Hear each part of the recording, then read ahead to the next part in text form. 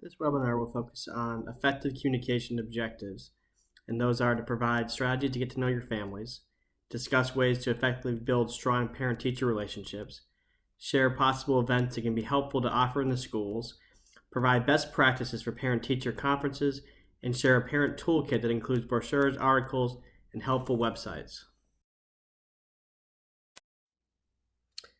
At the foundation of our training for collaborating with families, we look at the National Standards for Family School Partnerships. So the National PTA recognizes these 6 standards as being important to focus on for communicating with families. The first standard is welcoming all families, being as inclusive as possible, communicating effectively. Standard 2, we'll spend a good amount of time within this webinar discussing strategies for communicating effectively with parents.